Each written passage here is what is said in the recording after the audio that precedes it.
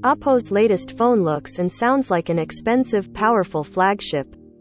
With a 6.7-inch WQHD screen that can hit 1300 nits of brightness, adaptive refresh rates, and a new AI chip, made in-house to amp up low-light camera performance, even at 4 kelvins.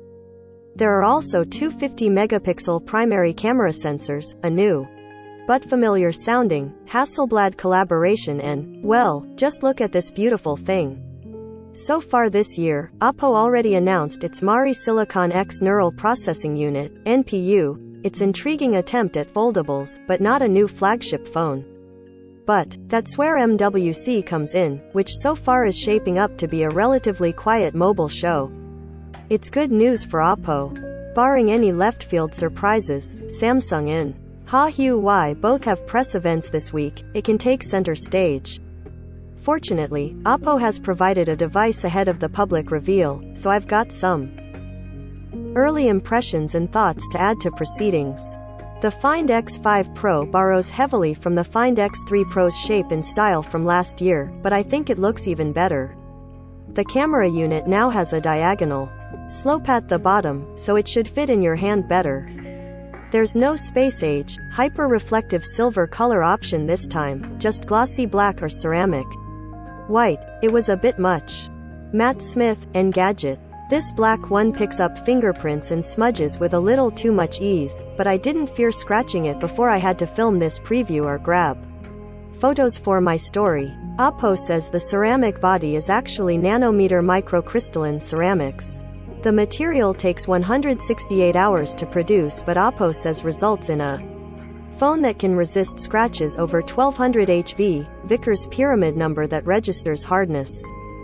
For comparison, stainless steel scores 200 HV, while diamond reaches around 10,000 HV. In summary, you might not need the protective case that also comes in the box.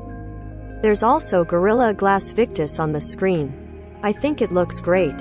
And while it might not be quite as unique as the Pixel 6 a Cyclops look, it at least looks different to the army of phones with their squarish camera arrays. There's a little originality to the design here. There are also some, reliably, familiar specs. It's another phone arriving with Qualcomm's Snapdragon 8 General 1 chip, arguably the most powerful Android phone chip available in phones at this moment. There's also a 5000 mAh battery, bigger than the one found in its predecessor. Bigger batteries are always better in my opinion. Cameras seem to be Oppo's focus with the Find X5 Pro. The company has made changes across camera hardware, processing, user interfaces and everything in between. Like its last Find X device, the X5 Pro has dual 50-megapixel primary sensors, but each has a few different specs, lens layouts and even materials. The ultra-wide camera, at the top of the Find 5X, includes a freeform lens. Oppo says this should reduce image distortion, that weird stretched effect at the edge soften image, when putting those wide angles to use. It has a f2.2 aperture and can cover a 110-degree field of view. It's a 50-megapixel sensor, which uses pixel binning techniques to offer what Oppo says is 2 binned pixel size. Just below it, the second 50 megapixels camera taps into the same pixel binning techniques but has an f1.7 aperture with a glass and resin combination lens. Using glass and just a part of the lens array should improve color accuracy up to 77%, according to Oppo. This camera also features 5-axis optical image stabilization to boost your chances of a clear shot, and improve imaging performance across low light settings. All of those axes of stabilization mean this sensor takes up a lot more space inside the Find X5 Pro, but there was still room for a 13-megapixel telephoto camera with f2.4 aperture and a new 13-channel spectral sensor. Last year's Oppo flagship had a mere 5-channel sensor, but this upgrade will improve color accuracy and the precision of white balance settings. Matt Smith, Engadget. On the front, there's a 32-megapixel selfie cam, with a new RGBW sensor that should offer, again, more accurate color capture and improved dynamic range. The selfie camera will also monitor whether you're looking at your phone, keeping the screen lit if you're still watching or reading. That's half the hardware story. Oppo is debuting its Silicon X NPU chip in its new phone. During my briefing, the company walked through how the chip enables a new night mode video recording, even at 4 Kelvin's resolution with HDR enabled. There's a barrage of specs and numbers to explain what Oppo's homemade NPU is, adding, but a lot of it distills down to better and faster signal processing and even improved power efficiency, which could be important if you're capturing a lot of 4 Kelvins.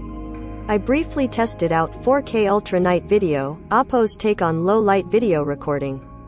While it does certainly help to amplify detail in the dimmest situations, at least when I've used it so far, the NPU hasn't translated to 4 Kelvin's video notably better than its competition. I tried filming last night with the Find X5 Pro and Pixel 6 Pro, and Google's footage seemed more natural and less harsh than what Oppo's processing produced. Foliage detail was a little too excessively blown out to the point of turning gray. It appeared to tune out the green. There's also the new collaboration with Hasselblad, which isn't quite so new. We've already written about it when OnePlus revealed its Hasselblad-infused camera software in the 10 Pro. But for the sake of consistency, let's go over what Hasselblad is adding, aside from cachet. The phone's Pro mode offers users some Hasselblad seasoned fine-grain controls. That means a big orange shutter button and 3 Hasselblad-approved filters for stills and videos. I can't explain why, but I really liked what each of these special filters did to my video and photos. You even get X-band mode, where you can shoot video in 65:24 ratio. If you don't care to do the math, it's just a very wide, cinematic aspect ratio. For reasons I can't fully explain, I loved this too. Matt Smith, Engadget. Now OnePlus and Oppo are more tightly aligned, it's not surprising to see software overlap like this. Yes, you also get Hasselblad's natural color solution, where the company has tried to replicate the color accuracy of its very expensive cameras into these smartphone camera sensors. Oppo saved a little bit of spectacle for its MWC show, namely prices and launch dates. In the UK and Europe, the device will land on March 24th, priced at £1,049 or €1,299, roughly $1,400. However, you're unlikely to see the Find X5 Pro in the US, something you may hear several times during Europe's big mobile. Catch up on all of the news from MWC 2022 right here. All products recommended by Engadget are selected by our editorial team, independent of our parent company. Some of our stories include affiliate links. If you buy something through one of these links, we may earn an affiliate commission.